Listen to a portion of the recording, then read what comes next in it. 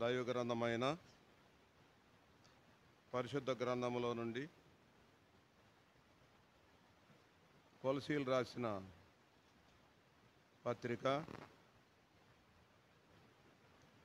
కొలసీలకు రాసిన పత్రిక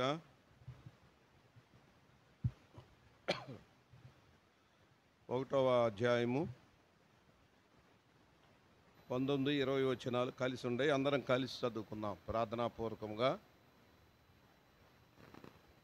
కొలసీలు రాసిన పత్రిక 1వ అధ్యాయము సౌండ్ బెంచ్ 19-20 కలిసి ఉండే అందరం కలిసి చదువుకుందాం. సర్వసంపూర్ణత నివసింపవలననియు ఆయనను సిలువ రక్తము చేత సంధి చేసి ఆయన ద్వారా సమస్తమును, అవి భూలోకమందైనను పరలోకమందైనను వాటన్నిటిని ఆయన ద్వారా తనతో సమాధానపరచుకొనవలెననియు తండ్రి అభిష్టమాయను. సరిదా అట్లా గరగరస్తాం. ప్రార్థించుకుందాం ప్రభు సహాయం కొరకు. ప్రేమ కలిగిన మా ప్రియ పరలోకపు తండ్రి, దయగల మా దేవా, నిన్న నేడు ఏకరీతిగా ఉన్న మా తండ్రి, మరొక శుభదినాన్ని, ప్రభుదినాన్ని, ప్రభు యొక్క పునరుద్ధాన దినాన్ని దయానే కిరీటముగా నువ్వు ధరింపజేసి నీ జాడల సారము వెదజల్లాలని నువ్వు ఇష్టపడిన దేవాది దేవుడైన దాన్ని బట్టి వందనములు, స్తోత్రములు తండ్రి. ఇశ్రాయేలల్లా శుద్ధరుదలెల్లా నిశ్చయముగా నువ్వు దయాలున్న దేవుడివి. ఈరోజు అనాది కాలం సంకల్పములో పాపము, శాపము, నిత్యనాశనములో కొట్టుమిట్టాడుతున్న మమ్మలను తండ్రి, ఇశ్రాయేలు సహపౌరత్వం లేని మమ్మల తండ్రి, పరజనులుగా పరదేశులుగా ఉన్న మమ్మలను జ్ఞాపకం చేసుకొని ఈరోజు నీ కుమారుని ద్వారా సంధి చేసి తండ్రి, శిలువ మరణము ద్వారా మమ్మల్ని విమోచించి ఈరోజు నీ స్వకీయమైన సంపాద్యముగా, నీ స్వరక్తం ఇచ్చిన సంఘముగా మమ్మల్ని ఒక అంగాలుగా చేసుకున్న దేవాది దేవుడైన దాన్ని బట్టి స్తుతిస్తున్నాం ప్రభువా. ఎంతవరకు నీ బిడ్డలుగా నేను శ్లాఘించి కొనియాడి కీర్తించులు ఇచ్చిన కృపను బట్టి స్తుతిస్తున్నాం. తిరిగి నా ఆరాధన వర్తమానమునకై కొలసీలు రాసిన పత్రిక 1వ అధ్యాయము 19-20 వచనాలు ధ్యానిస్తుండగా నీ దాసుని సిలువ సాటున మరుగుపరచము.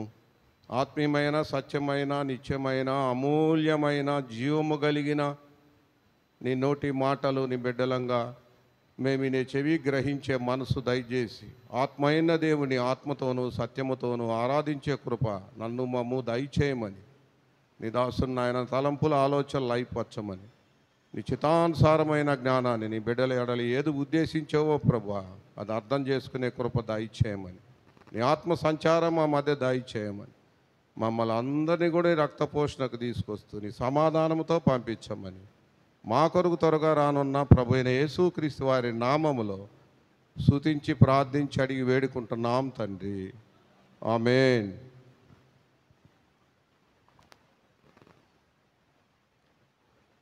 కొలసీలు రాసిన పత్రిక 1వ అధ్యాయంలో అక్కడ 19-20 వచనాలు మనం గమనిస్తే బాగా చదువుకోండి, బైబిల్ బాగా చూస్తే మీకు అర్థమవుతుంది. ఆయన యందు సర్వ సంపూర్ణత నివసింపవలెనని, కాబట్టి నివసింపవలని ఆయన శిలువ రక్తము చేత సంధి చేసి ఆయన ద్వారా సమస్తమును, అవి భూలోకమందైనను పరలోకమందునవైనను వాటన్నిటిని ఆయన ద్వారా తనతో సమాధానపరచుకొనవలని తండ్రి అభిష్టము. అంటే తండ్రి కోరిక, తండ్రి ఆలోచన. ఏం ఆలోచనమ్మా? ఇక పరలోకము కానీ భూలోకము కానీ ఇక ఏమీ ఒక డినామినేషన్ అనేది ఉండకూడదు అని దేవుని యొక్క ఉద్దేశము. ఇప్పుడు భూలోకంలో ఏముందమ్మా? పరలోకము వేరు, భూలోకము వేరు. అయితే రేపు భూలోకము ఎలాంటిదని చెప్తుందమ్మా? భూలోకము సమాధానము లేనిది, ఉగ్రతకు పాత్రలు లేనిది భూలోకం. అయితే దేవుని యొక్క ఉద్దేశం ఏంటంటే ఆయన యందు సర్వ సంపూర్ణత నివసించాలని. ఎవరు ఆయన అంటే మన ప్రభు అయిన యేసుక్రీస్తు వారి నందు దేవుని యొక్క సర్వ సంపూర్ణత, పరిపూర్ణత నివసించాలని ఈరోజు సర్వలోకాన్ని, అది పరలోకం కానీ భూలోకం కానీ ఏ లోకమైనా సరే ఒక్కటిగా ఆయనలోకి తీసుకురావాలని తండ్రికి ఇష్టము. కాబట్టి ఈ రోజున మనకు కూడా ఎన్నో రకాల ఇష్టాలు కష్టాలు ఉంటాయి, కానీ అది నెరవేర్చే వ్యక్తులు అనేది అది అసమానము, అది చాలా కష్టము. అయితే దేవుని యొక్క ఉద్దేశాన్ని ఇక్కడ తన కుమారుడైన మన ప్రభు అయిన యేసుక్రీస్తు వారు ఎలా ఆయన నెరవేర్చాడు, ఎలా సంధి చేశారనేది ఆడ కొన్ని వచనాలు మనం గమనిస్తే మనకు అర్థమవుతుంది. అయితే ఇక్కడ ఈ డినామినేషన్ అనేది యేసు ప్రభు రాకముందు ఇప్పుడైనా ఉందనుకో, కాబట్టి అంతకుముందు ఎలాంటిది ఈ డినామినేషన్ అనేది మనం గమనిస్తే యెషయా గ్రంథము 54వ అధ్యాయము 1వ వచనం బాగా గమనించండి అమ్మ. యెషయా గ్రంథము 54వ అధ్యాయము 1వ వచనం ఏం చెప్తుందమ్మా?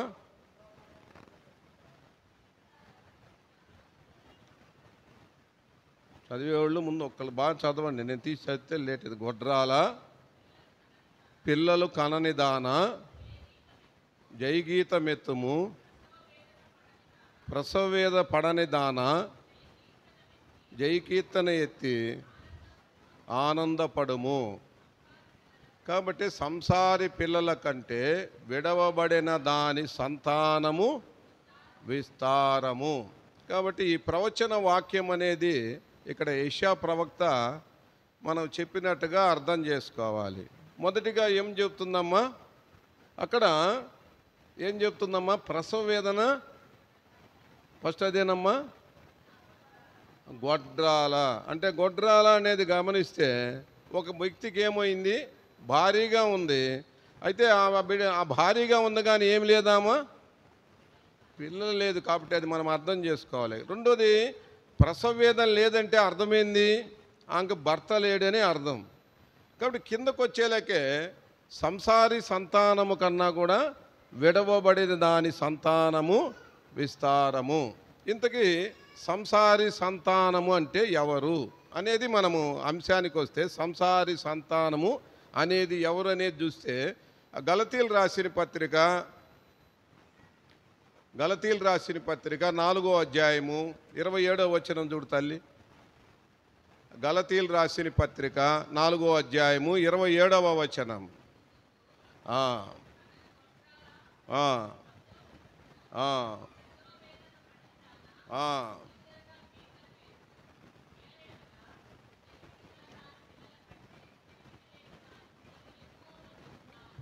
కాబట్టి పెనిమిటి గలదాని పిల్లల కన్నా కూడా పెనిమిటి లేని, ఇందాక మనం గమనిస్తే సంసారి సంతానము కన్నా కూడా విడవబడిదాని సంతానము. అక్కడ 30వ వచనం చదువమ్మా.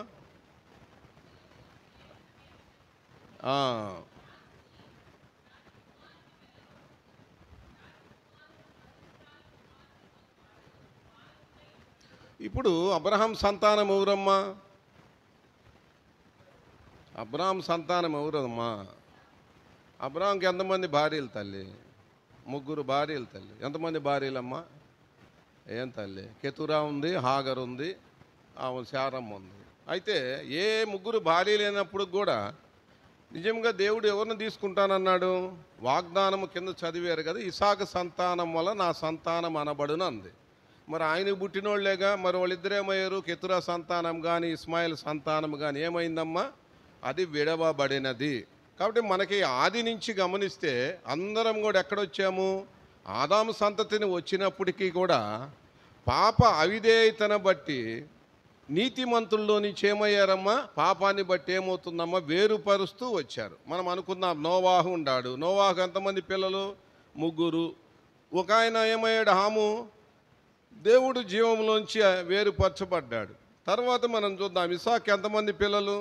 2 పిల్లలు. ఒక పిల్లడు ఏమయ్యాడు? ఏశావు భ్రష్టుడు అయిపోయాడు. కాబట్టి మనం అర్థం చేసుకోవాలి, అంటే సంసారి సంతానము అంటే దేవుడు ఏమైతే ఆయన నిర్ణయించాడో ఆ నిర్ణయ ప్రకారంగా జీవించేవారంతా ఎవరని చెప్తుందో వాక్య ప్రకారముగా సంసారి సంతానము అంటుంది. అంటే ఒక భార్య భర్త దేవుడైతే నిర్ణయిస్తారో వాళ్ళ దాంపత్యంలో పుట్టే ఏ బిడ్డైనా ఎవరని చెబుతుందమ్మా? సంసారి సంతానము, సంసారి పిల్లలు అని చెప్పబడుతుంది. అయితే విడవబడినది అంటే అర్థమైంది? విడవబడినది అంటే సంసారికి అర్థమవుతుందా? అయితే సంతానం అదైనప్పుడు కూడా విడవబడినది అంటే అర్థమైందంటే ఇక్కడ ఇందాక అబ్రహాం గారితో చెప్పినట్టుగా సంతానం ఆయన సంతానం అయినప్పుడు కూడా ఆ సంతానము కానిదంటే ఇప్పుడు ఆమె ఎలా ఉంది? విడవబడిందంటే ఏంది? విస్తారం అంటే అర్థం ఏంది? భర్త లేకుండా విడవబడిందంటే అర్థం చేసుకోవాలి. మనం లోకంలో చాలా చూస్తుంటాం. పశువులు గిసులు కూడా ఏమవుతాయమ్మా? విడవబడతాయి. కాబట్టి నేనైనా నువ్వైనా ఒకప్పుడు క్రీస్తుని ఎరగ ముందు మనమంతా కూడా ఎవరని చెప్తుందో దైవ గ్రంథము విడవబడిన దాని సంతానం అని చెప్తుంది బైబిల్. అయితే దేవుడు ఏం చేస్తున్నాడు? దేవుని యందు మనం ఏం కావాలని? యేసుక్రీస్తునందు మనము సర్వ పరిపూర్ణతలోకి, అంటే యేసుక్రీస్తు లాంటి వారిగా నిన్ను నన్ను చెయ్యాలని దేవుని యొక్క అభిష్టము, కోరిక. లోకములో అనేక మంది రాజులు ఉంటారు, లోకములో అనేక మంది అధిపతులు ఉంటారు, కానీ వారి ఇష్టానుసారంగా ఏం చేస్తుంటారు? వాళ్ళు పరిపాలిస్తారు. కానీ ఈ రాజు ఎలాంటి రాజమ్మా? అందరూ అర్థం చేసుకో, అంతటా ఒకే రాజు, ఒకే ప్రజ. ఇక తారతమ్యం అనేది ఉండకూడదని దేవుడు ఆకాశమందు కానీ భూమి యందు కానీ భూమి క్రిందలో కూడా ఇంకా ఎవరు కూడా ఏక ప్రజగా, అంటే యేసుక్రీస్తులో పరిపూర్ణతలు కావాలని దేవుని యొక్క ఉద్దేశము. ఇప్పుడు సంసారి సంతానము అంటే అర్థం ఏంటంటే ధర్మశాస్త్ర సంబంధమైన పద్ధతులు, నీతిని అనుసరించే దానిని ఈరోజు మనోళ్ళు చెప్తారు ఏందన్నా? సనాతన ధర్మము. సనాతన అంటే ఏ దేవుడు ఆదిలో ఇచ్చారో దాని ప్రకారం జీవించేవారిని సనాతన ధర్మము. భార్య భర్తకు లోబడటం, భర్త భార్యకు లోబడటం, తల్లిదండ్రులు బిడ్డలకు లోబడటం, లోకములో పద్ధతులు, ఆచారాలు, అలవాట్లు కనేదాన్ని ఏమంటారమ్మా? సనాతన ధర్మము. ఇప్పుడు ఇశ్రాయేలు ప్రజలకు ఏమి ఇచ్చాడు దేవుడు? సనాతన ధర్మమైన ధర్మశాస్త్రాన్ని ఆయన వాళ్ళకు అనుగ్రహించాడు. అయితే విడవబడిన వారికి ఏముంది? ఒకవేళ హాగరు సంతానాన్ని గురించి, అక్కడ ఆమె శారమ్మ సంతానాన్ని గురించి చెప్పినప్పుడు కూడా సాదృశ్యంగా గలతీ 4వ అధ్యాయములో వాళ్ళు ఒకవేళ ఖురాన్ ఉన్న వాళ్ళు ఏడున్నారు? సనాతన ధర్మములో ఉండారు. ఒకవేళ హైందువులైనప్పుడు కూడా ఏడున్నారు? సనాతన ధర్మంలోనే ఉండారు. ఏది ఏం చేయాలి, ఎలా చేయాలనే సంగతి. అయితే ఇక్కడికి వచ్చేలాక ఏముంది? అందరూ కూడా ఆయన సంతానం అనబడరు, అర్థం చేసుకోవాలి.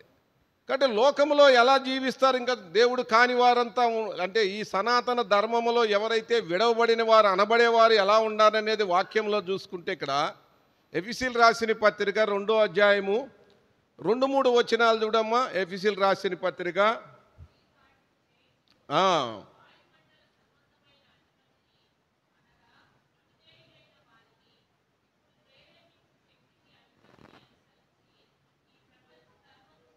కాబట్టి ఇప్పుడు ఈ ప్రపంచంలో ఏముంది చెప్తారు ఎవరైనా?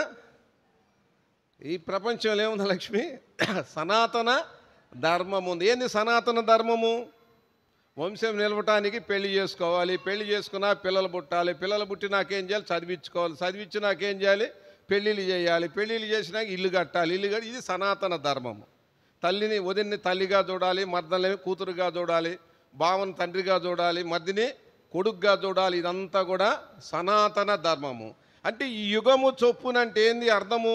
వాయుమండల అధిపతి ఎవరు? ఈ లోకానికి అధిపతి. అంటే వాడి ఇష్టం ఏంది? ఒక వ్యక్తికి దేవుడు కొన్ని ఇష్టాలు ఉంటాయి. ఇప్పుడు మన దేవుడికి ఏది ఇష్టము? ఇప్పుడు మన దేవుడికి ఏది ఇష్టమమ్మా? ఇప్పుడు మనం చదివాం కదా తల్లి. ఏమా అందరూ యేసుక్రీస్తులుగా ఉండాలని, అందరూ యేసుక్రీస్తు లాంటి వారు ఉండాలి. యేసుక్రీస్తు ఎలాంటి వాడో మనము కూడా అలాంటి వారు ఉండాలని దేవుడు ఆయన అభిష్టం. అయితే సాతాను అభిష్టం ఏంది? లోకాధికారి అభిష్టము తన ఇష్టానుసారంగా. తన ఇష్టం అంటే ఏంది? ఏదైనా సరే లోక సంబంధమైన, ఇందా మనం చెప్పుకున్న సనాతన ధర్మము, ఇచ్చలు, కోరికలు, ఇవన్నీ కూడా ఎవరి ద్వారా ప్రేరేపణ జరుగుతుంది? వాడిని మనకు ఒకవేళ మనసును బట్టి, శరీరాన్ని బట్టి, కోరికను బట్టి, మనము కలిగిన వాటిని బట్టి, మనకేమి లేదు కదా. ఏం లేదు మనకి, విడవబడ్డోళ్ళం కాబట్టి మనకి ఏమీ లేదు. కాబట్టి మనం ఏం చేస్తున్నాము? ఈ వాయుమండల అధిపతి ప్రేరేపణ చొప్పున ఈ యుగంలో అంటే నలుగురు పోయేది ఏమంటారమ్మా? నలుగురు నడిచేదాన్ని. కాబట్టి లోకం ఎలా వెళ్తుందో, ఏరులాగా ఎలా కొట్టుకుపోతుందో, మనము కూడా ఎలా ఉన్నాం? వాళ్ళతో పాటు కొట్టుకుపోతూ ఉన్నాం. అయితే ఇప్పుడు వీళ్ళు దేనికి కొట్టుకుపోతున్నారు? దేవుడికి ఎదురెళ్తున్నారు. కాబట్టి వీళ్ళంతా దేనిలో ఉన్నారు? దైవ ఉగ్రతలో పాత్రులై ఉండాము, అది గుర్తుపెట్టుకోవాలి. అయితే ఇప్పుడు దేవుడు రెండో తలంపులో మనం గమనిస్తే రోమీలు రాసిన పత్రిక 9వ అధ్యాయము చూడమ్మా, 20 నుంచి 26 వచనాలు జాగ్రత్తగా చదవండి, మీకు అసలు ఆ అంశం అనేది అర్థమవుతుంది. రోమీలు రాసిన పత్రిక 9వ అధ్యాయము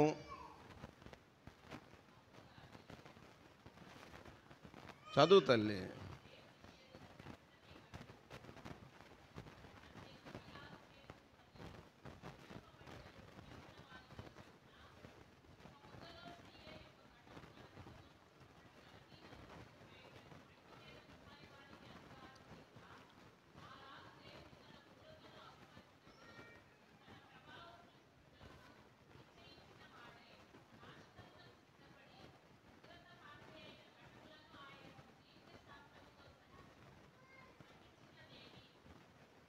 ఏమో 26 దాకా వచ్చావా?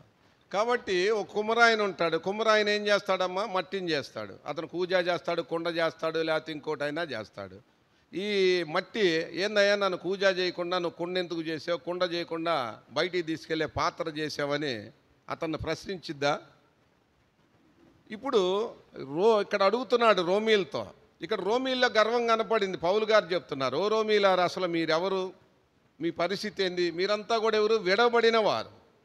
అయితే సంసారి సంతానమైన, అబ్రాహాం సంతానమైన, ఇసాకు సంతానమైన, వాగ్దాన సంబంధమైన సంతానము అయినా వారి విషయంలో ఇప్పుడు దేవుడు ఏమంటున్నాడు? వాళ్ళకి సంతానముగా ఆయన నా సంతానం అనొచ్చు, నా స్వకీయమైన జన్మొచ్చు, నా ప్రియురాలు అనొచ్చు, నా ఇల్లాలు అనొచ్చు, నా భార్య అనొచ్చు, అది ఆయన ఇష్టం. ఎవరు ఆయన తల్లి? ఆయన సృష్టికర్త, యజమాని, ఆయన ఇష్టం. ఇప్పుడు మనం ఏం చేస్తాము? లోకములో ఉండంగా ఏం చేస్తాం తల్లి? ఇప్పుడు ఇంక రాదులే, కష్టం, ఏం చేస్తాం? మీకు రానప్పుడు నేను చెప్పినా కూడా ప్రయోజనం లేమ్మా, చదువు తల్లి. కాబట్టి ఇక్కడ ప్రశ్నిస్తుంది. కుమ్మరవాడు కనుక ఒక మట్టి ఎలా ప్రశ్నించిద్దో, లోకములో జనాంగాలు ఎవరిని ప్రశ్నిస్తున్నారు? ఆ బాపనోడు పెట్టాడు, ఈ బాపనోడు పెట్టాడు. అయితే ఎక్కడి నుంచి వచ్చాము? అందరూ ఆదాం నుంచే వచ్చాము. ఒక కొమ్మ నుంచే, ఒక మట్టిలో నుంచి తీయబడ్డాం. అయితే ఈ డివైడ్ ఎందుకు వచ్చింది? ఈ వ్యత్యాసం ఎందుకు వచ్చింది? ఈ డివిజన్ ఎందుకు వచ్చింది? ఇందాక చెప్పే కదా, హాము శాప పాపాన్ని బట్టి, ఏసేవు యొక్క అవిధేయతను బట్టి, వీటన్నిటిని బట్టి ఏమొస్తుంది? ఆయన కొమ్మలో, ఆయనలో ఉన్న వ్యక్తి, స్వరూపంలో ఉన్న వ్యక్తి ఏమవుతున్నాడు? దేవుడికి ఎడమవుతూ ఉన్నాడు. వాడు ఏమవుతున్నాడు? విడవబడుతూ వచ్చాడు, ఎడమవుతూ వచ్చాడు. ఎఫెసీ 4:18లో కూడా, వారైతే అంధకార సంబంధమైన మనసు గలవారై తమలోనున్న అజ్ఞానము చేత తన హృదయ కాఠిన్యము వలన దేవుని యొక్క జీవంలో నుంచి ఏమవుతూ వస్తున్నారండి? ఎవరు వాళ్ళంతా? విడవబడ్డ సంతానం వాళ్ళంతా. అది చూడండి, అక్కడ 17వ వచనం ఎవరు? విడవబడ్డ సంతానం వీళ్ళందరూ కూడా. కాబట్టి జీవుని యొక్క జీవంలో నుంచి వేరు చేయబడ్డాడు. ఇక్కడ ఏం చెబుతున్నాడు పౌలు గారు వచ్చి? రోమీ 9వ అధ్యాయంలో ఆ 20వ వచనంలో చూస్తే, నీవెవడరా నన్ను ప్రశ్నించడానికి? దేవుడికి ఆయన ఇష్టం. అంటే ఈ రోజున మనం ఏమనుకుంటున్నాం? లోకంలో క్రైస్తవులు కానీ, క్రైస్తవేతలు కానీ ఎవరైనా సరే మనం ప్రశ్నిస్తున్నామా లేదా? ఏం ప్రశ్న? ఎవరు పెట్టారు ఇది? ఇప్పుడు బైబిలా ఎవరన్నా? మరి బైబిల్ తెలిసిన మనం కూడా ఈ రాంగ్ డైరెక్షన్లో పోయి ఈ రకంగా ఈరోజు సమాజాన్ని మనమే పాడు చేస్తూ, ఈరోజు మనమే అన్ని రకాలుగా పాడు చేస్తున్నాం. సనాతన ధర్మం అనేది దేవుడు పెట్టింది, అది మనుషులు పెట్టింది కాదు. అది ధర్మశాస్త్రమే సనాతన ధర్మం అనేది. హైందవులు వేదాన్ని సనాతన ధర్మం అంటారు, ఖురాను వాళ్ళు సనాతన ధర్మం అంటారు. అంటే లోకములో పద్ధతులు, అలవాటులు, పండగలు, పబ్బాలు ఏదైతే పాత నిబంధనలో ఛాయమైనది ఏదైనా సరే అది దేవుడు ఇచ్చినది, మనుషులు పెట్టినవి కాదు, ఆయన నియమించినది అది. కాబట్టి ఇక్కడ ఏం చెప్తున్నాడమ్మా? 25, 26 వచనాలకు వచ్చేళ్ళకి 9, 25, 26.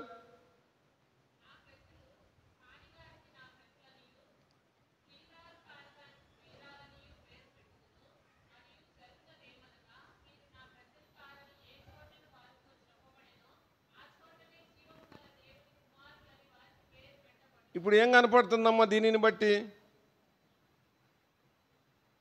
ఏం కనపడుతుంది తల్లి? అమ్మా, దేవుడు ఎవరు తల్లి? ఆయన సర్వాధికారి, అర్థం చేసుకోవాలి. ఇప్పుడు ఈయన ఏం చెప్తున్నాడు? ఇప్పుడు నా ఆస్తిని తీసుకెళ్ళి నా పిల్లలకు కాకుండా వేరే వాళ్ళ పిల్లలు పెట్టి తప్పుకుంటారా? ఇప్పుడు ఆయనేం సనాతన ధర్మం అంటివి, నా భార్య అంటివి, నా పిల్లలు అంటివి, నా స్వకీయ సంపాద్యం అంటివి ఇశ్రాయేలు ప్రజలకి. అయితే ఇప్పుడు ఈయన ఏం చేస్తున్నాడు? తీసుకెళ్ళి నా పిల్లలు కాని వారు, విడవబడిన వారు, అర్థం చేసుకోవాలమ్మ ఈ పదాలన్నీ కూడా. దేవుడు గొప్ప దైవ గ్రంథంలో పౌలు గారు రాయబడ్డాయి ఇవన్నీ కూడా. కాబట్టి ఆయన ఇష్టం, నువ్వెవరు ప్రశ్నించటానికి. కాబట్టి మనం ఎలాంటి వారం అనే సంగతి దీని విషయంలో మనం అర్థం చేసుకోవాలి. అయితే గలతీయులు రాసిన పత్రిక 3వ అధ్యాయము 10-12 వచనాలు చూడు తల్లి.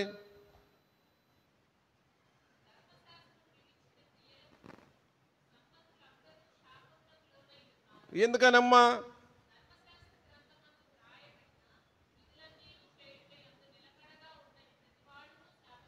ఇప్పుడు ఏం చెప్తుంది నీకు బైబిల్? ఏం చెబుతుంది? 900 చిల్లర ఆజ్ఞలు ఉన్నాయి దేవుడు ఇచ్చినవి. ఈ 900 చిల్లరలో ఒక ఆజ్ఞ తప్పిపోయినా సరే, తల్లి పిల్లకి పాలు ఇగిపోయినా సరే ఏమైనట్టమ్మా? తల్లి పిల్లకి పాలు ఇగిపోయినా ఏమైనట్టమ్మా? బర్రెకి గడ్డి అయిపోయినా ఏమైనట్టమ్మా? అర్థమవుతుంది. ఇప్పుడు సనాతన ధర్మం అనేది కానీ, ధర్మశాస్త్రం అనేది కానీ ఒక ధర్మామీటర్ లాంటిదే కానీ ఆ వ్యక్తి పరలోకం ఇస్తుందా? అర్థమవుతుందమ్మా? ఒక ధర్మామీటరు ఇంత జ్వరం అని చూపించింది కానీ అది ఆ జ్వరాన్ని తగ్గించింది ధర్మామీటరు. ఇప్పుడు ధర్మశాస్త్రం కానీ సనాతన ధర్మం కానీ ఒక వ్యక్తికి ఇది మంచి చెడు, ఇది సంసారక విధానము పద్ధతి చూపిస్తుంది కానీ ఆ వ్యక్తికి పరలోకాన్ని చేర్చిద్దా? ఒక భార్య భర్తతో ఉన్న, ఒక తల్లిదండ్రులు బిడ్డలతో కలిసిమెలిసి ఉన్న, అది కుటుంబము, సంసార కుటుంబం అంటారే కానీ ఒకవేళ నువ్వు విడవబడిన దానివైనా, నువ్వు సంసారి దానివైనా వాక్యం ఏమని చెప్తుంది? ఇది ధర్మశాస్త్రంలో ఏ ఆజ్ఞ తప్పిపోయినా సరే ఆ వ్యక్తి ఏమంటుందమ్మా? శాప. అక్కడ 11-12 వచనాలు మీరు గమనిస్తే ఏం చెబుతుంది? 12వ వచనం చదువమ్మా. చదువు తల్లి.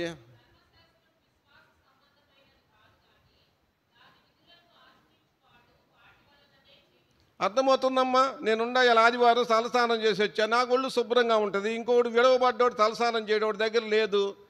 అర్థమవుతుందా? వాడు అశుభ్రంగా ఉంటాడు, వాడు ఆడ సమాధుల్లో ఉంటాడు. ఇప్పుడు నా ధర్మశాస్త్రం నన్ను ఏమైనా తీసుకెళ్ళిందా? నేనేమనుకుంటున్నాను? నా సనాతన ధర్మం నన్ను కాపాడిద్ది, ధర్మో రక్షితి రక్షిత అనుకుంటున్నాను. నా పద్ధతులు నన్ను కాపాడితే, నా భార్య నేను చూసుకున్నా, పిల్లలు చూసుకున్నా నేను అనుకుంటున్నా కానీ అదేమన్నా పరలోకాన్ని తీసుకెళ్తుందా? అక్కడ ఏమంటున్నాడు? చదువు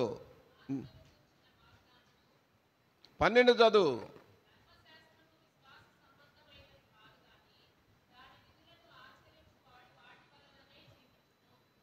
కాబట్టి విశ్వాసము ఎక్కడో ఉంటావు చెప్తున్నే. ఇద్దరు వచ్చారు అక్కడ. కాబట్టి ఎవడు రక్షించబడతాడు? ఎవరు పరలోకానికి పోతాడు? నీతిమంతుడుగా ఉంటేనే పోతాడు. అర్థమవుతుంది? నీతిమంతుడు ఎవడవుతాడు? విశ్వాసాన్ని బట్టి నీతిమంతుడు అవుతాడు. నీతిమంతుడు లేడు, ఒక్కడూ లేడు. అయితే ఇప్పుడు ధర్మశాస్త్రము ఏ సంసారమైన సంతానమని, ఏ సనాతన ధర్మము మాకు ఉందని ఏ వ్యక్తులైతే గర్విస్తున్నారో, అతిశయిస్తున్నారో, ఆ వ్యక్తులు దాన్ని అనుసరించి నడుస్తున్నారో వాళ్ళకి ఆనందాన్ని, సంతోషాన్ని, సంతృప్తిని ఇస్తుందే కానీ అది పరలోకాన్ని ఇవ్వదు. నేను కూడా పోలేరమ్మ గుడికి వెళ్ళి, ఒల్లూరమ్మ గుడికి ఆ పూజారి కోసం ఉన్న పేరు చెప్పి అర్చన చేశాడు. శతగోపురం బయట పెట్టాడు. శతమానం పోతే శతాయిచేంద్రి అని ఆయన చెప్పాడు. మగపిల్లలు పుట్టాలని కోరుకున్నాను, దేవుణ్ణి అడిగి వచ్చాం. కాసేపు ఏమైంది, ఒళ్ళు పరవశిచ్చింది, కుసిచి అయిపోయింది. మొన్న నేను ఆ కొబ్బరికాయ కొట్టుకున్నా వచ్చాం. దేనికోసము? అది ఇహ సంబంధమైంది, లోక సంబంధమైనది. కాబట్టి ఏదైనా సరే భూ సంబంధమైన వాటినే అది ఇచ్చిద్ది కానీ సనాతన ధర్మం అనేది పరాన్ని అది ఇవ్వదు. కాబట్టి ఇక్కడ దేవుడు ఏం చెప్తున్నాడు? నీతిమంతుడు విశ్వాస మూలముగా జీవించును. అది కాబట్టి ఎవడు నీతిమంతుడు? నీతిమంతుడు లేడు, ఒక్కడూ లేడు. నీతిమంతుడు ఎవరు? దేవుడు. ఎలా నీతిమంతుడయ్యాడు? ఎలా దేవుడు నీతిమంతుడమ్మా? శరీరం ఉన్న ఏ వ్యక్తి కూడా, ఇప్పుడు లోకంలో ఎంతమంది నీతిని జరిగిస్తుంటారు మనకు తెలుసుగా తల్లి. ఎన్నిసార్లు మళ్ళీ యెషయా గ్రంథం 64 మేమందరం కూడా అపవిత్రుల వంటి వారమైతే మా నాతి క్రియలని అర్థమవుతుందా? అంటే శరీరంతో నువ్వు ఎలాంటి కార్యాలు చేసినా, ఎలాంటి ధర్మదాన కార్యాలు, యాత్రలు జాతరలు చేసినా ఆ వ్యక్తి నీతిమంతుడు కాదు. దేవుడు ఎందుకని నీతిమంతుడు? దేవుళ్ళో శరీరం లేదు కాబట్టి ఆయన పవిత్రుడు, నిర్దోషి, నిష్కల్మషుడు, పాపుల్లో చేరక ప్రత్యేకమైన వాడు. పాపి అంటే శరీరం చేరేవాడు కాదు దేవుడు. కాబట్టి నీతిమంతుడు విశ్వాస మూలంగా ఎప్పుడు వాడు జీవిస్తాడంటే, వాడు శారీరకంగా ఏం కావాలి? నీతిమంతుడు అవ్వాలంటే చచ్చిపోవాలి. అది గుర్తుపెట్టుకోవాలి. ఆ డినామినేషన్లో చచ్చిపోవాలి. ఇక్కడ ఏం చెప్తున్నాడు? గలతీయులు రాసిన పత్రిక అక్కడ 3వ అధ్యాయము అక్కడ 10వ వచనం చూస్తే ఇశ్రాయేలు ఎక్కడున్నారు? శాపములో ఉండారు. అన్నీ విడవబడిన వారు ఎక్కడున్నారమ్మా? అసలు దాంట్లో లేరు, దీంట్లో లేరు. కాబట్టి ఇప్పుడు దేవుడు గొప్ప కార్యం చేస్తున్నాడు. ఏ కార్యం చేస్తున్నాడు? ఇందాక రోమీలు రాసిన పత్రిక 9వ అధ్యాయము అక్కడ 22, 23, 24 వచనాలు చూస్తే అందరు ఎక్కడున్నారు? సనాతన ధర్మములో వాళ్ళైనా, సనాతన ధర్మములు అంటే సంసారి సంతానమైన, విడవబడ్డ సంతానమైన ఎక్కడుందని చెబుతుంది బైబిల్ ప్రకారం. అందరు కూడా ఉగ్రతలో ఉన్నారు. అక్కడే ఉందో చూడండి, చదవండి. అయితే దేవుడు ఏం చేశాడంటే ఈరోజు ఆ ఉగ్రత నుంచి నిన్ను నన్ను తప్పించటానికి, అది మనం అర్థం చేసుకోవాలి. గల్తీలు రాసిన పత్రిక 4వ అధ్యాయము అక్కడ 3వ అధ్యాయము 13, 14 ఉంటుంది. ఆత్మను గురించిన వాగ్దానము. ఏమ్మా? ఆత్మను గురించిన వాగ్దానము అన్యజనులకు కలుగుటకై ఏం చేశాడమ్మా? చదువు, మళ్ళీ చదువు.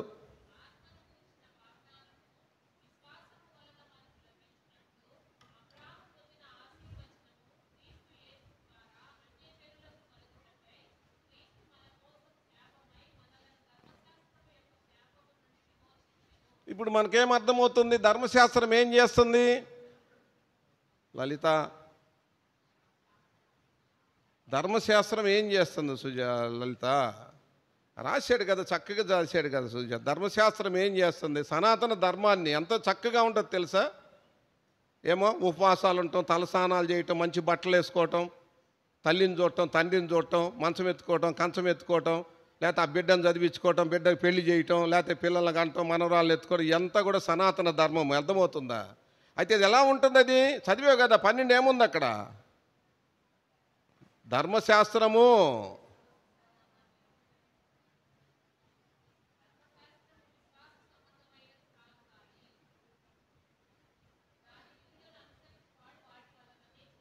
జీవిస్తాడు కానీ ఇది మోక్షం ఉందా? అయితే మా పరలోకం పోవాలంటే మనం ఏం చేయాలి? నీతిమంతులం కావాలంటే అక్కడ దానికి రాశాడు. అక్కడ నీతిమంతుడు విశ్వాసం మూలంగా బతకాలి కాబట్టి, జీవిస్తాడు కాబట్టి. ఇప్పుడు దేవుడు ఏమయ్యాడు? ప్రభు అయిన యేసుక్రీస్తు వారు అక్కడ. అది మనం అర్థం చేసుకోవాలి. గల్తీలు రాసిన పత్రిక అక్కడ 3వ అధ్యాయం 14వ వచనము ఆత్మను గురించిన వాగ్దానము అన్ని జనులంటే ఎవరమ్మా? విడవబడిన సంతానమైన వారికి దేవుడు ఏం చేశాడమ్మా? ఆయన ఇవ్వాలని ఈరోజు ఏం చేశాడమ్మా? ప్రభు అయిన యేసుక్రీస్తు వారు నీ కోసం నా కోసము ఆ అర్థం చేసి శాపగ్రాహి అయ్యి ఈరోజు నీ మీద నా మీద ఉన్న ఆ పాపాన్ని, శాపాన్ని ఏం చేశాడు తల్లి? ఆయన ఆగ్రహించి, ఆయన మరణించి సమాధి చేయబడి 3వ దినాలు లేచుట ద్వారా ఈరోజు ఏమైందమ్మా? ఏమైంది తల్లి? ఏమైంది తల్లి? అమ్మా అది తల్లి విమోచించబడింది. ఇంక ఈ లోకంలో ఏమి లేదు, సంసారి సంతానము లేదు, విడవబడ్డ సంతానము లేదు. అర్థం చేసుకోవాలి. ఇద్దరు ఏమయ్యారు? ప్రభునందు ఏమయ్యారు? పరిపూర్ణులయ్యారు, సంపూర్ణులయ్యారు. అది గుర్తుపెట్టుకోవాలి. అంటే ఆయన విశ్వాసం ఉంచిన వారికే. కాబట్టి ఎవరైతే ప్రభు అయిన యేసుక్రీస్తు వారిని సొంత రక్షకుడిగా అంగీకరిస్తాడో ఇక్కడ ఏ భేదం లేదు. హెలీయుడని లేదు, యూదుడని లేదు, అన్యుడని లేదు, నీచుడని లేదు, ఎవరని లేదు. అది మనం గుర్తుపెట్టుకోవాలి. అందరూ కూడా క్రీస్తులు ఏమయ్యారు? పరిపూర్ణులయ్యాడు. అది పరిపూర్ణులోకి రాగలిగాం. అది దేవుణ్ణి బట్టి మనము స్తుతించాల్సిన వారంగా ఉన్నాం. 2వ తలంపులో 3వ మాట చూడమ్మా. 3వ తలంపుతో మనం ముగించుకుందాం. 3వ తలంపు హెబ్రీయులు రాసిన పత్రిక 12వ అధ్యాయము 24వ వచనం. మీకు దృశ్యమైంది లోకము తెలియకపోతే అదృశ్యమైన బైబిల్ అర్థం కాదు. అది అభ్యంతరంగా ఉంటుంది. చదువమ్మా.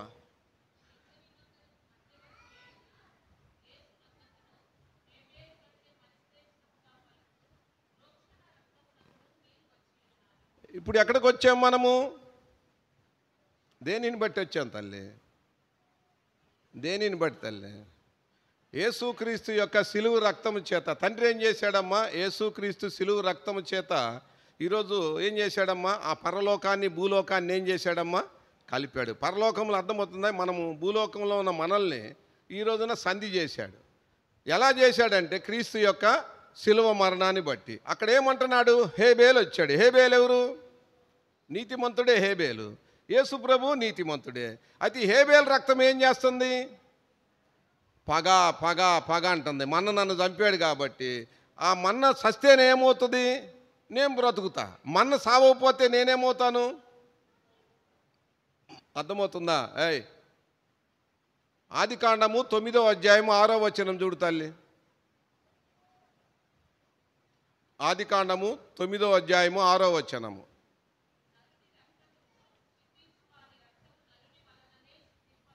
ఏంది నరుని రక్తం అంటే? ఒక వ్యక్తి గనక ఒక వ్యక్తిని చంపాడంటే ఆ వ్యక్తి ఎప్పుడు మోక్షానికి వెళ్తాడు ప్రసన్న? ఏమ్మా అర్థమవుతుందా?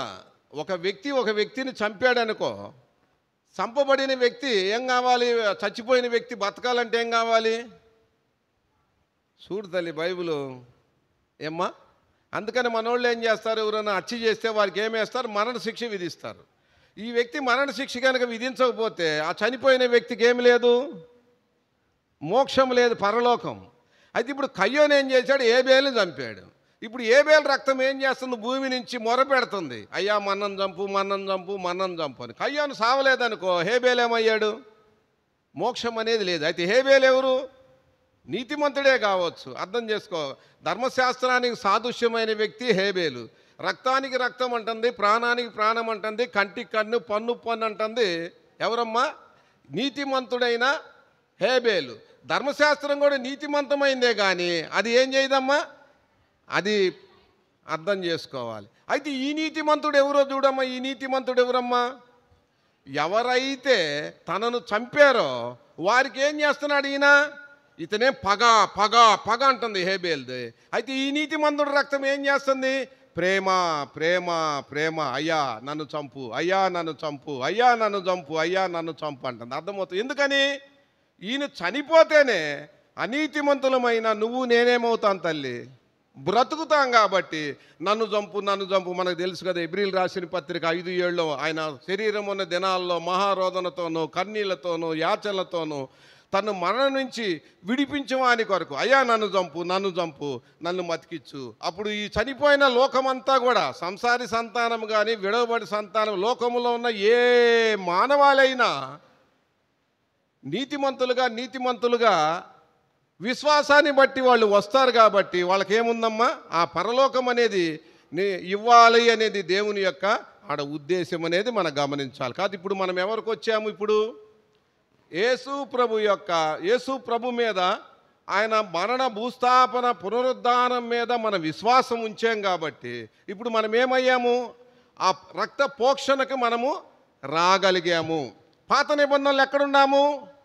విడవబడిన వారిగా ఉన్నాము, యోగ్యులుగా లేము, అవిధేయులుగా లేము, గవిని వెలుపల ఉన్నాము. మనం వెట్టి పనులు చేసుకుంటూ బ్రతుకుతూ వచ్చాం. ఇశ్రాయేలుతో సాగుపరత్వం లేదు, గవిని లోనకొచ్చే అధికారం మనకు లేదు.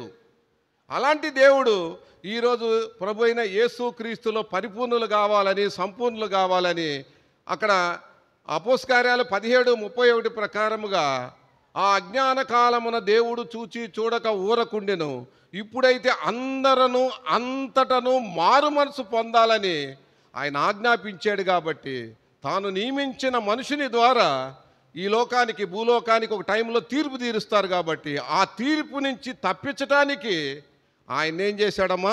ఆధారంగా కలిగజేశాడు. ఈ ఉదయకాలమున ఎవరమైతే మన ప్రభు అయిన యేసుక్రీస్తు వారిని సొంత రక్షకుడిగా మనం అంగీకరించామో, ఆయన వారిగా మనము ఎవరైతే విశ్వాసం ఉంచామో అలాంటి వారంతా వాక్యం ఏమని చెబుతుందమ్మా? ఆయన సర్వ పరిపూర్ణతలోకి మనము వచ్చిన వారము, ఆయన రక్త పోక్షణలోకి మనము వచ్చిన వారము. రక్తము చిందించబడకుండా పాపానికి ఏం లేదమ్మా? క్షమాపణ, రక్తపోక్షణం, లోక కళ్యాణం, తనదైతే రక్తం, పరమాత్మం, పుణ్యదానం అంటుంది.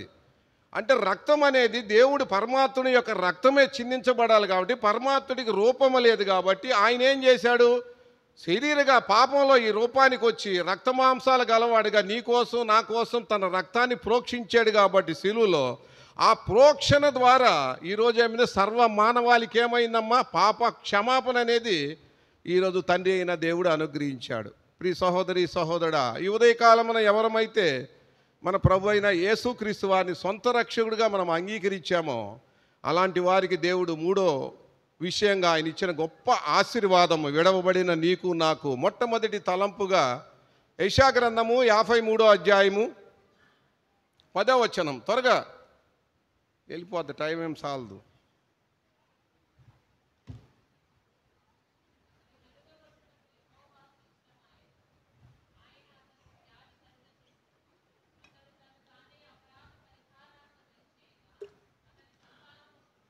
చాలమ్మా. ఇప్పుడు ఎవరమ్మా?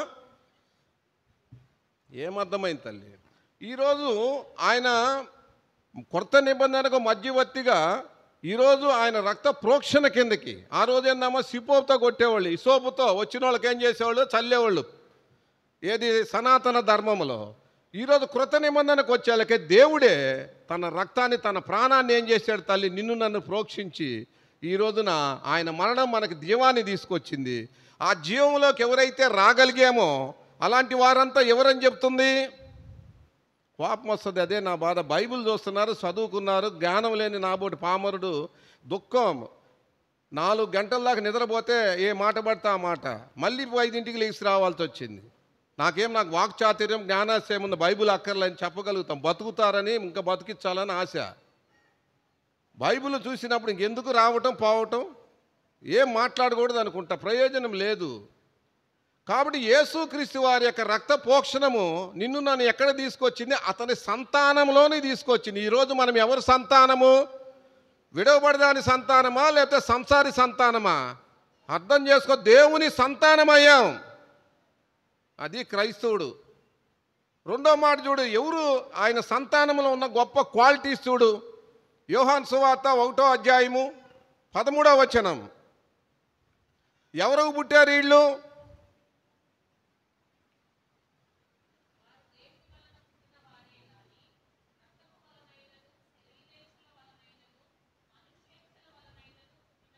రెండోది ఆయన సంతానం అంటే ఎవరని చెప్తుంది బైబిలు? పొలి మాట ఉంది, దేవుని యొక్క సంతానము, ఆయన యందు సర్వపరిపూర్ణత నివసించవలెనని. ఈరోజు విడవబడ్డ నిన్ను నన్ను, లేదా సంసారమైన సంతానమైన నిన్ను నన్ను ఈరోజు ఏం చేశాడమ్మా? ఆయన సంతానాన్ని దేవుని సంతానంలో తీసుకొచ్చాడు. ఈ సంతానం ఎలాంటి సంతానము? శరీరంతో ఉండే సంతానం కాదు. దేవుడికి ఏ రకంగా అర్థం చేసుకో, శరీరం లేదో ఆయన పరిశుద్ధుడు, నిర్దోషి, నిష్కల్మషుడు, పాపుల్లో చేరక ప్రత్యేకం, ఆకాశముడు హెచ్చైన దేవుని యొక్క, అర్థమవుతుందా, కుమారులుగా కుమార్తెలుగా చేశాడు. అది రెండో మాట. అది మనం గొప్ప ఆశ్చర్యకరమైన మాట. మూడో మాట అక్కడ చూడమ్మా, ఎవరు ఈ ఆయన సంతానం? ఆయన ఆ దేవుని యొక్క బిడ్డలమైన మనము. యాకోబు రాసిన పత్రిక 1వ అధ్యాయము 18వ వచనము. ఈ రోజున ఆయన భూమి మీద ఏం చేశాడమ్మా? మనము ప్రథమ ఫలముగా ఉండాలని ఆయన ఏం చేశాడమ్మా? సత్యవాక్యము వలన నిన్ను నన్ను. కాబట్టి ఈ భూమి మీద కాదు, సర్వలోకములో కూడా మనం ఎవరని చెప్తుందమ్మా? ఆయన సృష్టించిన వాటిల్లో ఎవరు మనము? అది అర్థం చేసుకో. మనం ప్రథమ ఫలంగా చేశాడు దేవుడు. ఎవరుగా చేశాడమ్మా? ప్రథమ ఫలంగా చేశాడు. అయితే లోకములో మనం ఏం చేస్తున్నాము? లోకములో మనుషులందరూ కూడా సనాతన ధర్మము, ఆ ధర్మము, మేము ఇశ్రాయేలు, శరీరాన్ని బట్టి, దాటిని బట్టి, వీటిని బట్టి ఆ వ్యక్తులు ఎలా అనుకుంటున్నారు, అది మనం గమనించాలి. కాబట్టి మూడో మాట, మనము ప్రథమ ఫలంగా ఉండాలని దేవుడు ఏం చేశాడు తల్లి? మనల్ని అమ్మ సత్యవాక్యము వలన ఆయన నిన్ను నన్ను ఆయన అర్థం చేసుకోవాలి. ఆయన కన్నాడు. సత్యవాక్యం అంటే అర్థమైందమ్మా? దేన్ని బట్టి అమ్మా? అదన్నా తెలుసా తల్లి? ఇంకా నేనేం చెప్పేది తల్లి? మీరేమో మనుషులు నమ్మరు. ఎవరు నమ్ముతారు? బైబిల్ పట్టుకున్న వాళ్ళు నమ్ముతారు. బైబిల్ నమ్మటంలో ఎవరు నమ్ముతున్నారు? బైబిల్ నమ్మటంలో ఎవరు నమ్ముతున్నారు? బైబిల్ పట్టుకున్న వాళ్ళు నమ్ముతున్నారు. ఇంకంతే. మీరు ఎక్కడున్నారో మీకు తెలియదు. ఏం సత్యవాక్యం అంటే ఏందమ్మా? సత్యం అంటే ఏంది? దేవుడు వాక్యం అంటే ఏందమ్మా? యేసుక్రీస్తేనమ్మా. వాక్యం అంటే ఏందమ్మా? వాక్ అంటే శబ్దము, శబ్దం అంటే పునరుద్ధానం. ఏం చెప్పిన బైబిల్ 3 పేజీలమ్మా. ఇంత ఈ బైబిల్ అంత ఏం లేదు. మీరు ఇంకా బతకలేదు కాబట్టి దాని విషయం మీకు అర్థం కావట్లేదు. సత్యవాక్యము వలన మనల్ని కన్నాడు. సత్యవాక్యం అంటే యేసుక్రీస్తే సత్యము, యేసుక్రీస్తు పునరుద్ధానము. వాక్ అంటే శబ్దము. ఏంటంటే ఆయన క్రీస్తు మన పాపాల నిమిత్తము మృతి పొందాను, సమాధి చేయబడి 3వ దినం లేపబడనే సత్యవాక్యము వలన నిన్ను నన్ను కన్నాడు. 4వ మాట చూడమ్మా. 4వ మాట పేతురు రాసిన మొదటి పత్రిక 1వ అధ్యాయము అక్కడ 23 కలిసి ఉందో చూడమ్మా. అక్కడ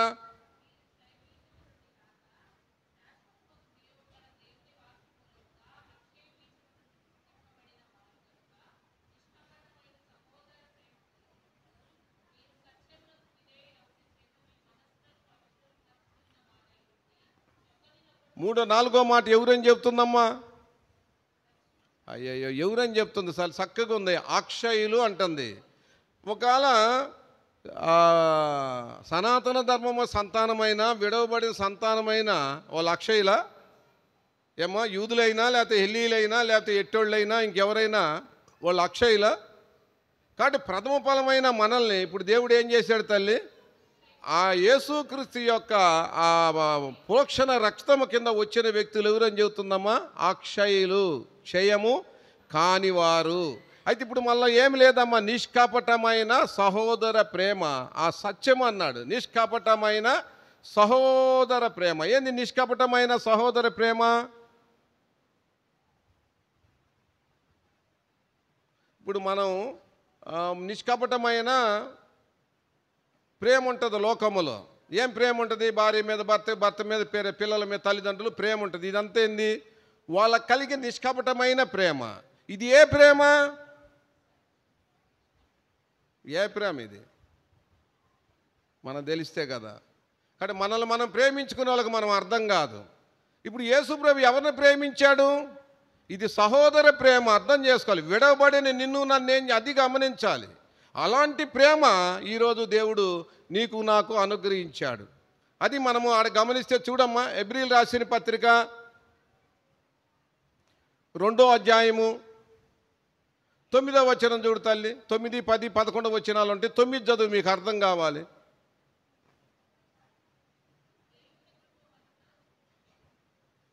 ఎబ్రీలు రాసిన పత్రిక 2వ అధ్యాయము 9, 10, 11 వచనాలు 9 చదువు.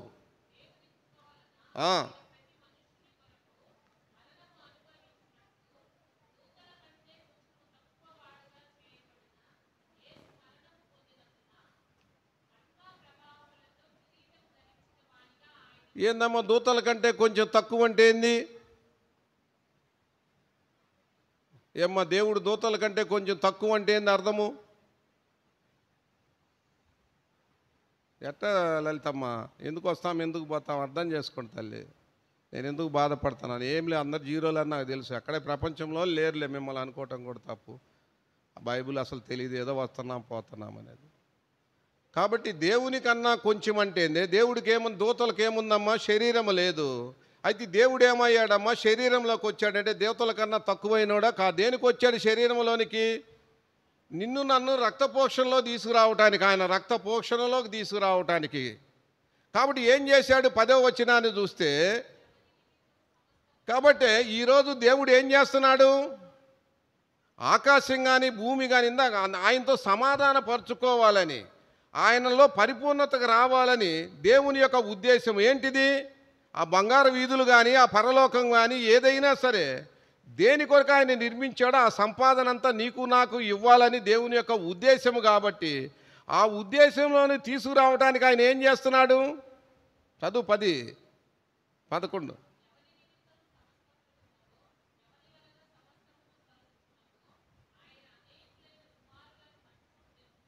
ఎలా తీసుకొచ్చాడు? అమ్మమ్మ ఎలా తీసుకొచ్చాడమ్మ? 9వ వచనం చూసావుగా తల్లి, దాని ద్వారా తీసుకొచ్చాడు. ఇప్పుడు వాళ్ళ రక్షణకర్త అంటే ఎవరు? యేసుప్రభువే కాబట్టి, మళ్ళీ ఆ కర్త ఆయనే కాబట్టి ఇప్పుడు ఏం చెబుతున్నాడు? 11, పరచబడిన వారికి ఒక్కటే మూలము. ఇప్పుడు యేసుప్రభు ఏం చేశాడు? యేసుప్రభుని పరిశుద్ధపరిచింది ఎవరు? తండ్రి అయిన దేవుడు. పరచబడిన వారం అంటే ఎవరు? మనం. ఒకటే మూలం అంటే ఏంది? ఈరోజు 5వ తలంపుగా మనల్ని ఏం చేశాడమ్మా? యేసుక్రీస్తు లాంటి కుమారులకు పరిపూర్ణతలోకి ఇప్పుడు ఆయన ఎలా నిన్ను నన్ను తీసుకొచ్చాడో శ్రమల ద్వారా, శిలువ మరణం ద్వారా. ఈరోజు ఇందాక చెప్పాం ఏంటిది? 1 పేతురు 1వ అధ్యాయం 23వ వచనములో నిష్కపటమైన సహోదర ప్రేమ అంటే దేవుడు నిన్ను, నువ్వు నేను ఎవరమి? శరీరము పాపములో ఉన్న మనమే సిగ్గుపడకుండా ఆయన దూతల కంటే కొంచెం తక్కువనిగా చేసి మిమ్మల్ని సహోదరులు అనిపించడానికి ఆయన ఏమనుకోలేదమ్మా? సిగ్గుపడలా. శరీరం లేని దేవుడు ఎక్కడికి వచ్చాడు? శరీరంలోకి వచ్చాడంటే సిగ్గులోకి వచ్చాడు. శరీరానికి ఏముంది? సిగ్గుంది. అవాదం కనుక ఎప్పుడైతే కళ్ళు తెరవబడ్డాయో అది దాని ఉద్దేశం. ఇప్పుడు నిన్ను నన్ను ఎక్కడ తీసుకొచ్చాడు? మహిమలోకి తీసుకొచ్చాడు. అర్థమవుతుంది. అనేక కుమారులను మహిమలోకి ఎందుకు తీసుకొచ్చాడంటే నీ ద్వారా నా ద్వారా, విడవబడిన నీ ద్వారా నా ద్వారా ఎవరైతే ఆ గవిలో ఉన్నారో వాళ్ళందరూ నువ్వేం చేయాలమ్మా? శ్రమల ద్వారా మనం ఏం చేయాలి తల్లి? దేవుడికి మహిమను తీసుకురావాలని గుర్తుపెట్టుకో. మత్తయి సువార్త 11వ అధ్యాయము, మీకు అర్థం కావాలని చెప్తున్నా. 11వ అధ్యాయము 11వ వచనం ఏం చెప్తుందమ్మా?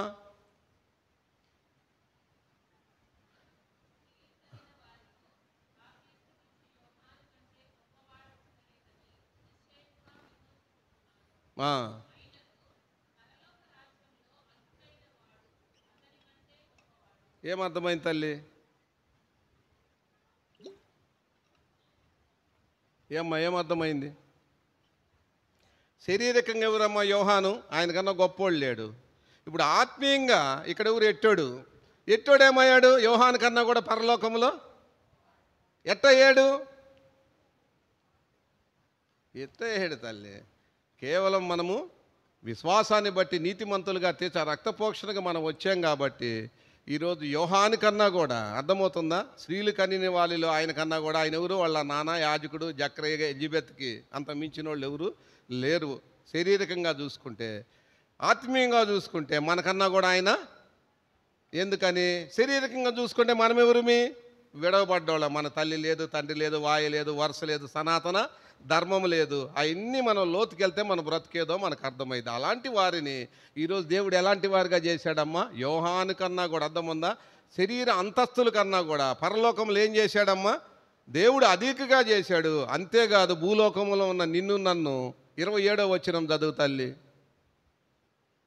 కష్టం అందుకోలేరులే, పిహెచ్డీలే కష్టం, ఇంకేమవుతుంది?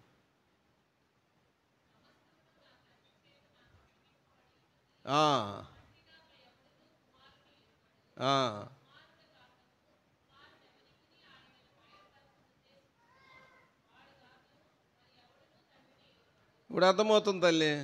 ఇప్పుడు యేసు ప్రభుని ఎవరు ఎరిగామ్మా అమ్మ? ఎలా ఎరిగాం తల్లి?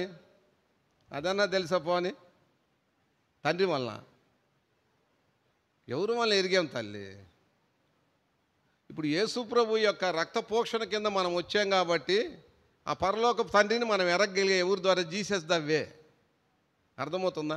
ఈరోజు లోకములో ఆ తండ్రిని ఎరగాలంటే ఎవరి వల్లమ్మా? చూడమ్మ ఎంత అధికారం ఇచ్చాడో తిక్కలోళ్ళారని. మీ బతుకులు చెడ, మీరు మారరు, ఇతరులు మారనేరు. కాబట్టి ఇలాంటి గొప్ప భాగ్యాన్ని దేవాది దేవుడు మనకు అనుగ్రహిస్తే, విడవబడ్డ సంతానం మన బతికేదో మనకు తెలిస్తే, అది తర్వాత బలలో చూద్దాం, ఎవడన్నా ఉండాడేమో. కాబట్టి దేవుడు ఈ రోజున ఎందుకమ్మా? కొలసీలు రాసిన పత్రిక 1వ అధ్యాయము అక్కడ 19-20 వచ్చిన ప్రకారముగా తండ్రి అయిన దేవుడు ఏం చేశాడమ్మా? సర్వపరిపూర్ణత ప్రభు అయిన యేసుక్రీస్తు నందు సమస్తం ఆయనలో ఉండాలని ఆయన ఏం చేశాడమ్మా? సిలువ కార్యం చేత సంధి చేసి ఈ రోజున మనమందరినీ కూడా ఎక్కడ తీసుకొచ్చాడమ్మా? అది మనం ఎలాంటి వారమని చెబుతున్నాం? ఒకప్పుడు యెషయా 54 ప్రకారముగా సంసారి సంతానము కన్నా కూడా విడవబడిన దాని సంతానము విస్తారము. మనకెవరు లేరమ్మా? తండ్రి లేడు. అర్థం చేసుకోవాలి. ఆ భార్య ఎవరమ్మా? ఆగరు కావచ్చు, లేకపోతే ఇంకొక సంతానం కావచ్చు, ఏదైనా సరే. మనం ఆగరు సంతానం కావచ్చు, హాము సంతానం కావచ్చు, లేదా యేసోబు సంతతి కావచ్చు, లేకపోతే కెతురా సంతతి, ఏ సంతతి అయినా సరే తండ్రి ఒక్కడైనప్పుడు కూడా మనం ఎక్కడ ఉన్నామమ్మా? దేవుడికి ఎడంగా ఉండాము, దేవునికి ఉగ్రతలో ఉండాము. అలాంటి వారిని, అలాంటి నిన్ను నన్ను ఆయన ఏం చేసి ప్రేమించాడమ్మా? కాబట్టి ఆ కుమారుని ద్వారా ఈరోజు ఆయన సంధి చేసి ఈరోజు ఎలాంటి వారిగా చేశాడమ్మా? ఆయన లాంటి వారిగా చేశాడు. ఏంది ఆయన లాంటి వారిగా? మొదటిగా ఆయన సంతానముగా చేశాడు. రెండోది ఎవరిగా చేశాడమ్మా? దేవుని పిల్లలుగా చేశాడు. మూడోది ఏం చేశాడమ్మా? ప్రథమ ఫలంగా చేశాడు ఆయన సృష్టించిన వాటిలో. నాలుగోది ఏం చేశాడమ్మా? అక్షయులుగా చేశాడు. ఐదోది ఏం చేశాడమ్మా? మనల్ని అక్షయులుగా చేసి అనేకులు ఏం చేశాడమ్మా? మహిమకు తీసుకొచ్చేవారిగా చేశాడు. ఈ రోజున ఈ లోకంలో ఎవరి ద్వారా దేవుణ్ణి ఎరుగుతారమ్మా? యేసుక్రీస్తు ద్వారా నువ్వు నేను ఎరిగావు, నీ ద్వారా నా ద్వారా. అర్థమవుతుందా? గవిని వెలపల వారు కానీ, గవిని లోన వారు కానీ ఈరోజు నీ ద్వారా నా ద్వారా ఎరిగారు. ఒక రకంగా చూస్తే మనం ఎక్కడమ్మా? వెలివేయబడ్డ మనము, నీచులమైన మనము, భయంకరమైన మన బ్రతుకులో ఉన్న మనకి ఈరోజు శారీరకంగా ఎంత గొప్ప యోహానైనప్పుడు కూడా ఆయన కన్నా ఇక్కడ అలుపులైన మనము, నీచులమైన మనము, ఎరివారమైన మనల్ని పరలోకంలో ఏం చేశాడు తల్లి? అధికుడుగా చేశాడు. కాబట్టి ఇంత గొప్ప తండ్రిని, ఇంత పక్క దేవుడిని నిజంగా నువ్వు తెలిసి కనుక ఉంటే నువ్వు ఈ లోకంలో బ్రతకవు. ఎక్కడ బతుకుతావు అమ్మా? ఎక్కడ చేస్తావు? ఎక్కడ చేస్తావు అమ్మా? సంఘంలో చేస్తావు, ప్రభులో చేస్తావు. ప్రభులో జావనంత కాలము ఆయన త్యాగము, శిలువ మరణం అనేది నీకు నాకు అది అర్థమే కాదు. సాంఘికంగా వస్తాం, సాంఘికంగా పోతాం, కానీ దాని సత్యాన్ని మనము ఎరగలేము. కాబట్టి వాక్య పెలుగులో మనం అర్థం చేసుకొని ఆ ప్రకారంగా ఇప్పుడు ఎవరమైతే ఆ విడవబడిన నా జీవితంలో ఒకవేళ నేను విడవబడలేదు, నేను బ్రాహ్మణుడు, నేను సద్బ్రాహ్మణుడు, నేను యూదుడు నన్ను అనుకున్నా, నువ్వైనా నేనైనా ఎక్కడుందమ్మా? ధర్మశాస్త్రంను బట్టి మనం శాపంలో ఉన్నాము. వాళ్ళు ధర్మశాస్త్రం లేనప్పుడు కూడా వాళ్ళు మరణంలో ఉండారు కాబట్టి దైవోగ్రతలో. అలాంటి నిన్ను నన్ను తన కుమారుని ద్వారా రక్త పోషణ ద్వారా ఈరోజు ఆయన సమాధానపరుచుకొని మనల్ని ఎలాంటి వారుగా చేశాడు ఆ దేవుణ్ణి అర్థం చేసుకొని క్షమాపణ ద్వారా మనం చచ్చిపోదాం. అర్థమవుతుంది. కోమంలోకి పోదాం. లోకపరంగా ఆత్మీయంగా మనం అభివృద్ధిలోకి వద్దాం, లేకపోతే నష్టం జరిగిద్ది. మోకరించండి. సండే స్కూల్ టీచర్ ఆరాధించి మిగిలిన వారు తర్వాత వాక్య పెలుగులో